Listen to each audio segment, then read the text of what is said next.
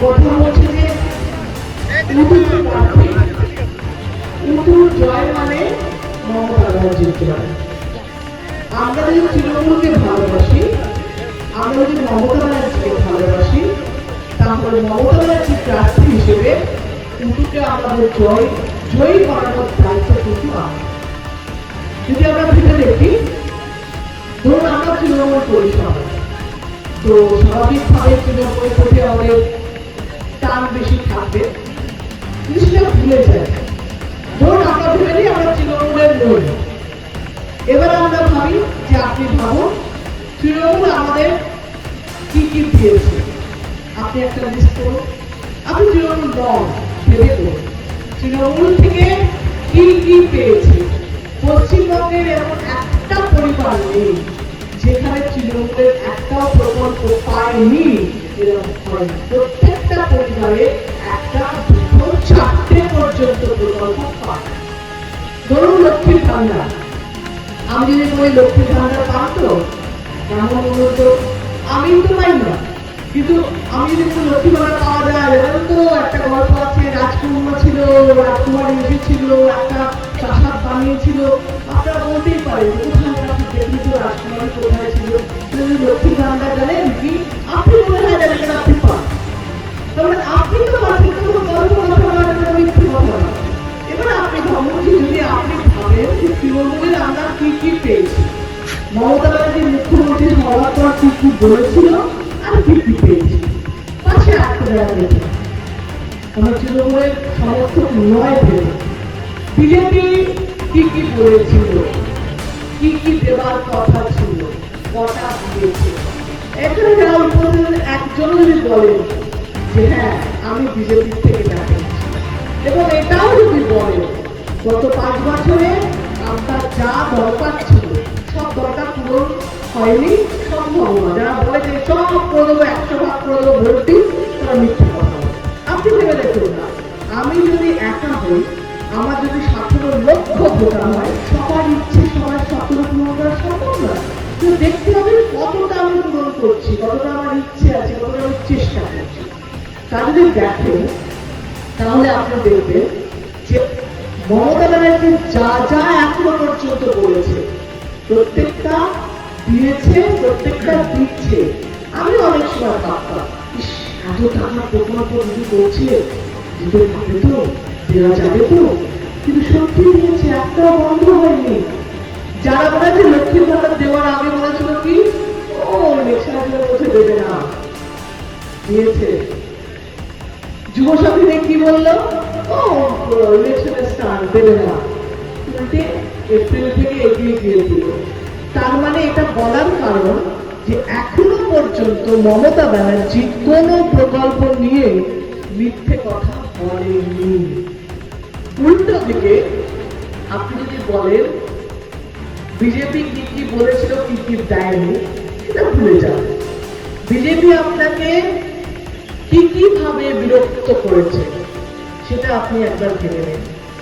আপনাকে প্রতিদিন যারা রোজগার ইনকাম করে, কাজে গেলে টাকা পায়, তারা একটা হিসেব করুন যে এই যে লিঙ্ক আধার কার্ড, ব্যাংক, এই SIR, কতগুলো দিন আপনি কাজে যেতে পারেননি শুধুমাত্র লাইনে দাঁড়ানোর জন্য। আর যে লাইনে দাঁড়িয়ে ফল কিন্তু কিচ্ছু না। আপনাকে বললো আপনি লাইনে দাঁড়ান, ব্যাংক অ্যাকাউন্ট খুলুন, 15 লাখ আসবে, আসেনি। আপনাকে বললো আপনি আধার কার্ডের সঙ্গে ব্যাংকের লিঙ্ক করুন, কি হলো? আধার কার্ড কোনো কাজে লাগবে। ইলেকশনের সময় বললো SIR এর সময় আধার কার্ড কোনো মানে নেই। মানে আপনাকে যা যা করাচ্ছে শুধুমাত্র ব্যস্ত রাখছে, তারপরে সেগুলোর ফল কিন্তু জিরো, কোনো ফল হচ্ছে না। লাস্ট করলো SIR, যেটার জন্য মমতা ব্যানার্জি লড়াই করছে, আর কোন দল লড়াই করেনি। কিন্তু এটা জোর দিয়ে বলবো, এবং জোর দিয়ে বলবো এই যে মমতা ব্যানার্জি ছাড়া কোন দল কিন্তু এই লড়াই দেয়নি, এবং সুপ্রিম কোর্ট অব্দি গিয়ে সে মানুষটা আপনাদের জন্য কিন্তু পাশে থেকেছে, এখনো পর্যন্ত লড়ছে। তার মানে কি SIR এর জন্য আপনাদের রাস্তা দাঁড়াতে হচ্ছে, তাহলে আপনাদের করলো দেখেন। আমি আসার সময় একটা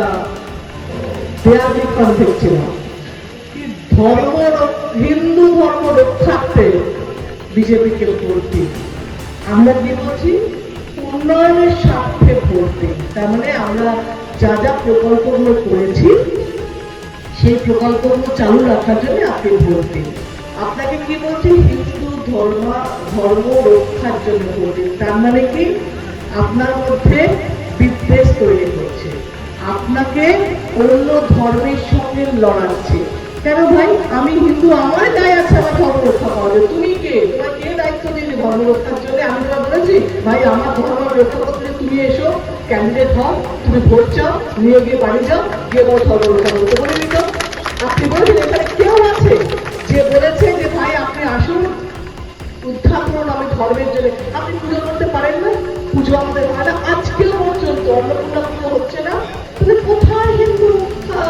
বলছে হিন্দু খতরে মে হ্যাঁ, কেউ বলে কিচ্ছু না। কে কি বললো, কে কি বোঝালো না, আমিও যা বললাম আপনি ভাববেন গিয়ে যে আপনি কি সত্যি, আপনি কি পুজো করতে পারেন না?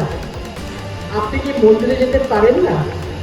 আপনি কি অন্নপূর্ণা পুজো যেতে পারছেন না? তাহলে কি করছে? তাহলে হিন্দু রক্ষার্থে কি রক্ষা করবে? কি আর এক্সট্রা কি রক্ষা করবে? আমি তো আমার মন্দির রক্ষা করছি, আমি তো ঈশ্বর বিশ্বাস করি, আমি হিন্দু ঘরে জন্মেছি, আমি ব্রাহ্মণ ঘরের মেয়ে, ব্রাহ্মণের স্ত্রী। তবে কি আমি যদি বলি যে আমি আমার টাইটেল নেই, তুমি তো বিশ্বাস করবে? আমি টাইটেলটা বলছি, আমি ব্রাহ্মণ বলছি, আমি বলছি আমি কি ঈশ্বর বিশ্বাস করি? আমি তো সকাল থেকে রাত্রি অব্দি যা করি আমি এখন দাঁড়িয়েছি বিশ্বাস করি ঈশ্বরের জন্য।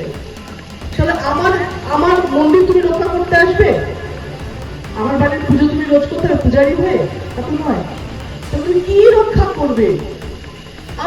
আমার ধর্ম আমি রক্ষা করবো, সে মুসলিম হোক, খ্রিস্টান হোক, পাঞ্জাবি হোক, যে হোক, যার ধর্ম সে তার দায়িত্ব রক্ষা করা। আমাদের মধ্যে অনেকেই আছে যারা ঠাকুর মানে না, ঠিক আছে? অনেকে আছে মুসলিম হয়ে মুসলিম ধর্মকে মানে না, ঠিক আছে? তার তো ব্যক্তিগত জায়গা, তো সেখানে তুমি কে? আর যদি আমরা সবাই লিখে দিতাম কালকে ভাই তুমি এসো, আমি লিখে দিচ্ছি আমাদের রক্ষা করো, তুমি নিশ্চয়ই এসো। একজনও কি লিখে দিয়েছে?